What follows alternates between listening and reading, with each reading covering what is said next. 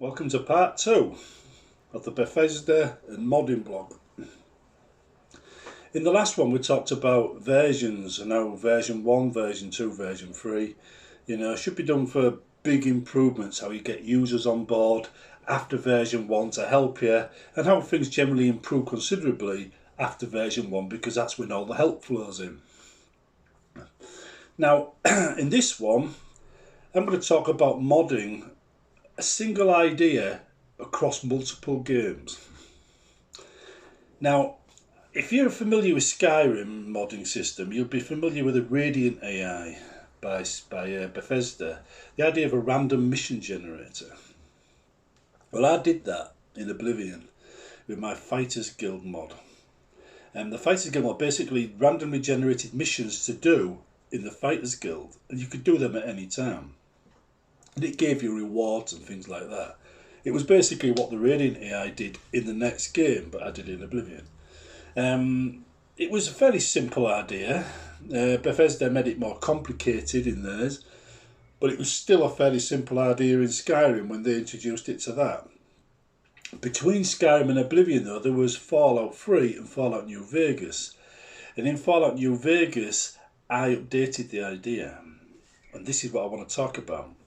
You go from a basic idea, like random missions and things like that, and you take it a step further.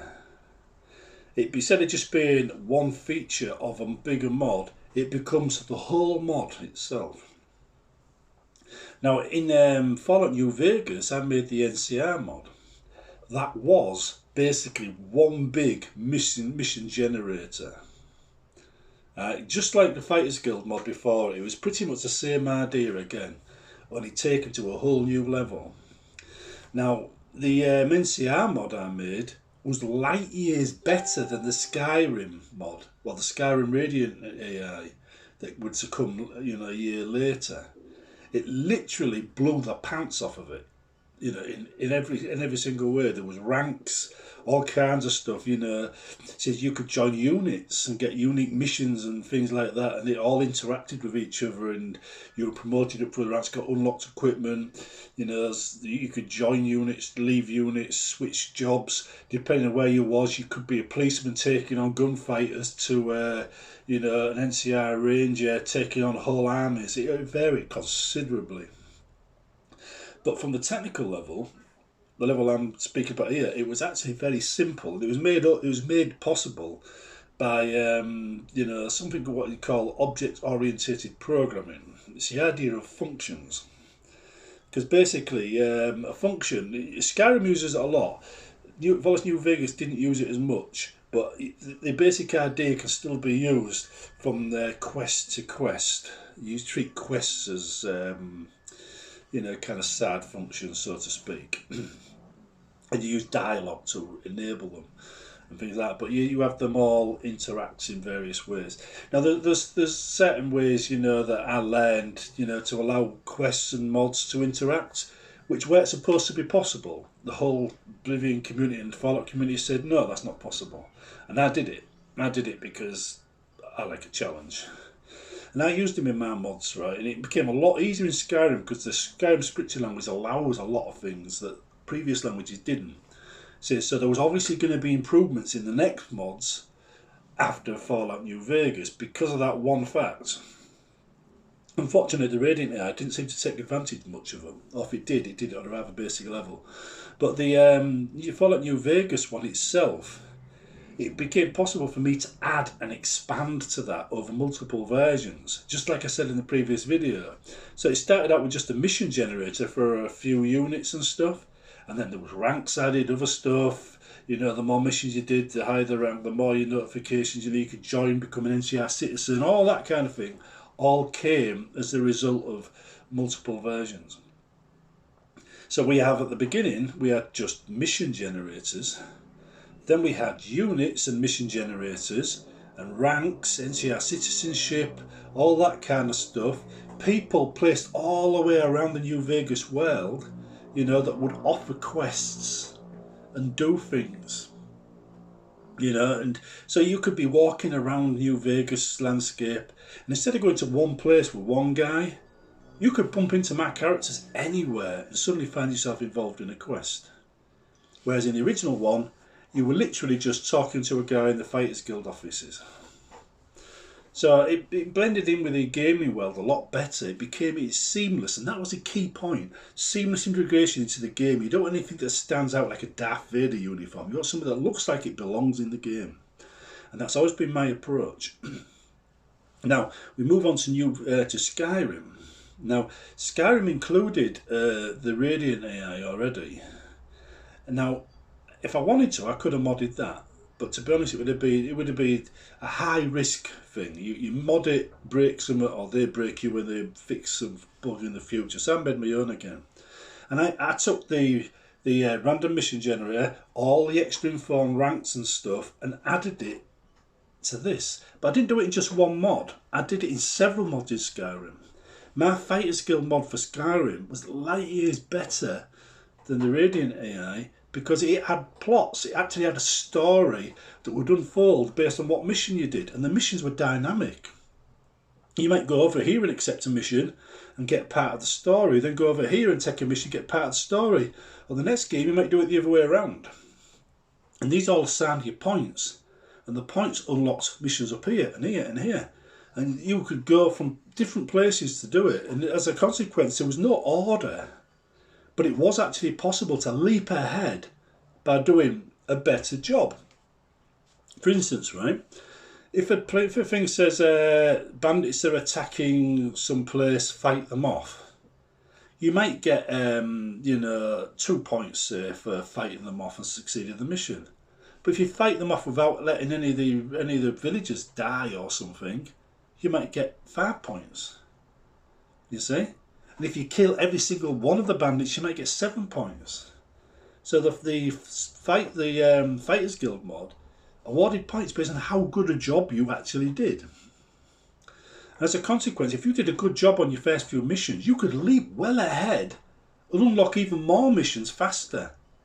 The reward at the end was you became your own chapter master, leader of one particular, Fighters Guild area. In this case it would have been Breville, not Breville, what do they call it? I've forgotten the name of it. Anyhow, one of the Skyrim towns down the bottom where the thieves are. But anyway, there was a building outside there, and that was yours. Unfortunately, because of the way Bethesda are really lousy at fixing things, their trigger boxes, right, were never really working properly, and I used them to trigger some quests, and they patched the game at one point and just broke some of the trigger boxes. As a consequence, these were trigger boxes I made. They weren't copies of theirs. I made these trigger boxes, but they just stopped working, so the mod stopped working. But that was my best mod in this category. It had so many dynamics. It not only had the random mission aspects and the rank aspects, it had a story aspect and a more dynamic thing of linked. And it linked into my other mods. It had like tendrils that linked into other mods. I've been working on an idea that Morphel was a very spooky place for a while, right? And I turned it into an area of supernatural activity. Vampires, zombies, werewolves, all kinds of stuff going on around it all the time. And people were starting to ask questions, why? Well, the Skyrim mod, the Skyrim Fighters Guild mod, answered that question. Right? I blamed it all on Sheogorath in the end, playing one of his pranks on the city. Right? But it was an ongoing story across several mods. They all interacted. So this idea now had gone from a random mission generator into an interactive story across several mods. Now, I had a basic version in Return to Helgen, but you have to really look into Demon Hunter, which also broke because of the same update as Fighter Guild. It still works, but at some point the missions will stop appearing. Says and Dark Lord Grimoire, which works completely. I haven't found it hasn't broke yet at all, but they were all in that. The same system was used in that, it interacts and everything else. And as a consequence, right, between the 3 or 4 mods that all talk to each other in this way, share the plot line and everything else, and monitor what's going on, this idea of a random mission generator just skyrocketed into something that I consider to be some of my best work yet. But if you're only going to make a mod in one game, then you're never going to improve it in the next, because you're not going to get that next game. You've got to take that idea into the next game and do it, and then the next game and do it. Because each time the game software improves, your ability to make a better version of it, it improves too. It gets easier. See, so that takes something special. You've got to know a game is going to be moddable. Like it was in Bethesda's case, we knew there was going to be modding tools for most games, so that was easy. It wasn't really planned, but I knew, fairly confident, that I'd be able to do this. Says, and I like the games, so I was probably going to buy the next game as well. See, but the advantages of taking one idea from one game to the next and adapting it and changing it is you can get better and better at whatever you chose to do. You can become a real expert in that one area after making the first version. The second version, you're just showing off. In the second game, you're just showing off. And in the third game, you're going, we all know I can do this. We all know how good I am at it. But I'm going to show you just how good I am at it. And you can just really go to town, right? And to me, the bit that really tickled me wasn't the fact that some of it was obviously showing off, because it was just me having fun. I was enjoying doing it, right? It was the fact that I did it so well, most people didn't notice I was doing it. I had to explain to them the little bits they were missing before. Wow, fucking hell, you did that, Jesus. And I thought, yeah, you didn't notice, did you? Says, but that was because it blended into the game so seamlessly. Bethesda got credit. I don't mind that at all. That was my intention all along. When I play these mods, I don't want me to be reminded of that this mod is added onto a game. I really didn't want that. I don't like the idea of a mod seeming to be out of place in a game. So most of the mods, especially with Skyrim, you notice, did supply something that was missing and did fit in with the game. Like I had a Necromancer guild and a Solitude Mages guild. Both seem out of place given the events of after Oblivion. But there isn't actually a law against necromancy, so there could be a guild, right? And the Mages Guild is disbanded, so there's no war between the Mages Guild and whatever either. But the individual branches would have still existed. When the Mages Guild closed down, individual branches would have either gone their own way, formed their own organisations, or or closed. And in this case, the Solitude Mages Guild, as in the branch of the Mages Guild in Solitude, became Solitude Mages Guild instead of just the Mages Guild.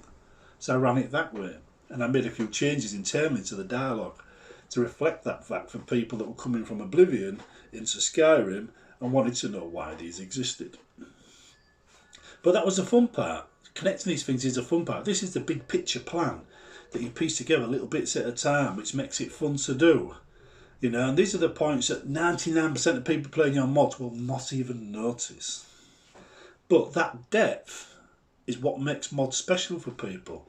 This is what people keep telling me time and time again, that why they like my mods is because they spotted 5% of that here or 10% of that there, and they thought it was really special. And they've still got the other 90% to find yet. Man, I'm still talking to modders now, right? 14 years later, about features in Kavachi Aftermath which they didn't find. And I kind of like that, So anyhow, if you develop your mod idea from game to game to game, and it does require a certain amount of circumstantial stuff to be all there, the same developer or a developer with similar tools, mod tools being available for each game supporting roughly similar things, then if you can do that, then you can really, really focus down on an idea and pin it down and make it into something really, really special. You've got to, all your ducks have got to be in a line for that to work, to be honest. But it is worth doing. I actually did a couple of AIs, well, more than a couple, dozens of AIs for MechWarrior, and AIs for other games, and that would allow me taking an AI idea, you know, from Freelancer, which nobody even knew there was an AI in there, but I actually wrote some. Says TA, Dawn of War, MechWarrior 4, and there's another one I can't remember now. But dozens of them. I adapted the AI idea, and I actually came to a plan, just a basic imprint of what an AI should be. And the first rule was an AI shouldn't cheat, because I hated cheating AIs. AI should only know what the player knows. If the AI wants to know something, it has to go and find it out for itself, right? So it has to learn the same way the players learn. So that just means I needed functions that said, did I just get shot? If so, who shot me? Did they kill me? Yes? When I respawn, kill that bastard. You know, this is logical stuff like that. And it's the same with everything else. When you go from game to game to game, sometimes your ideas are transferable.